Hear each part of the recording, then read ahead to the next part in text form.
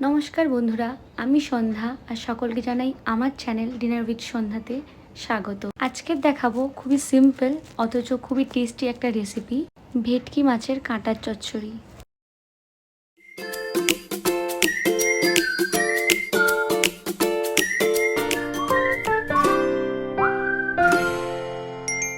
প্রথমে কড়াই গরম হয়ে গেলে দিয়ে দেবো সর্ষের তেল। তেলের মধ্যে আলুগুলোকে দিয়ে ভালো করে লাল লাল করে ভাজতে হবে। আলুগুলো লাল লাল করে ভাজা হয়ে গেলে একে একে তুলে নেব। দেব আবারও কড়াইতে কিছুটা সর্ষের তেল।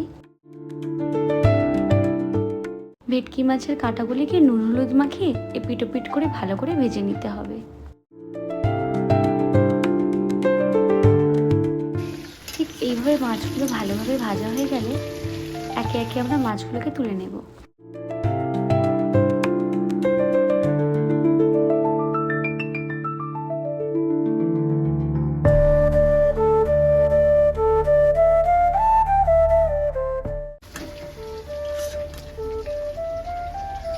দিয়ে দেবো 4টের মতো শুকনো লঙ্কা এবং তেজপাতা।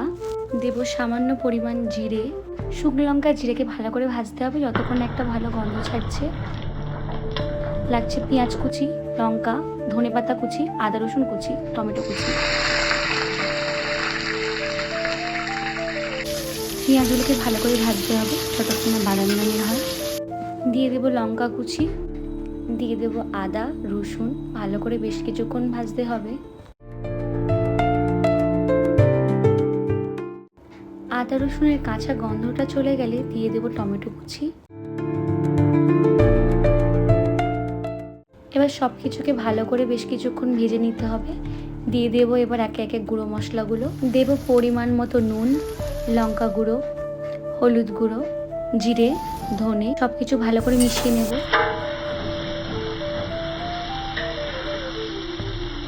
মশলা যখন তেল ছেড়ে দেবে দেবো সামান্য পরিমাণ জল। ঠিক এই সময় ভেজে রাখা মাছ এবং আলুগুলোকে দিয়ে দেব।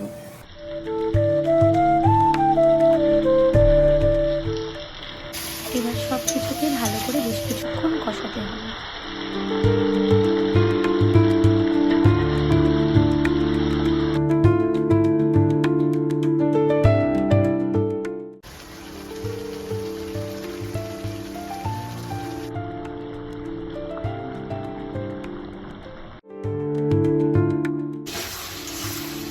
দশ মিনিটের মতো ভালো করে সব কিছু কষানো হয়ে গেলে দিয়ে দেবো সামান্য পরিমাণ জল সেদ্ধ হওয়ার জন্য।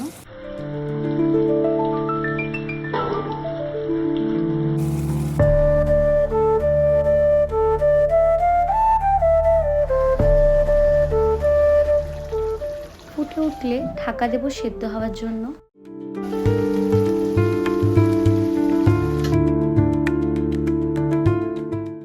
সব কিছু ভালো মতো সেদ্ধ হয়েছে কিনা দেখে নেব। সব কিছু সেদ্ধ হয়ে গেলে দিয়ে দেবো সামান্য গরম মশলা। ব্যাস তৈরি হয়ে গেছে কাঁটা চচ্চড়ি। একটু বেশ কিছুক্ষণ নাড়াচাড়া দিয়ে বেশ কিছুটা ধনেপাতা কুচি দিয়ে নামিয়ে নেব। আজকের রেসিপিটা কেমন লাগলো অবশ্যই সবাই জানাবেন, আর অবশ্যই এইভাবে একবার বাড়িতে বানাবেন। বন্ধুরা, ভিডিওটা ভালো লাগলে অবশ্যই লাইক, কমেন্ট অ্যান্ড শেয়ার করবেন, আর সাবস্ক্রাইব করে একটু সাপোর্ট করবেন। দেখা হচ্ছে পরবর্তী একটি নতুন রেসিপি নিয়ে। এই ভিডিওটি দেখার জন্য সকলকে অনেক ধন্যবাদ।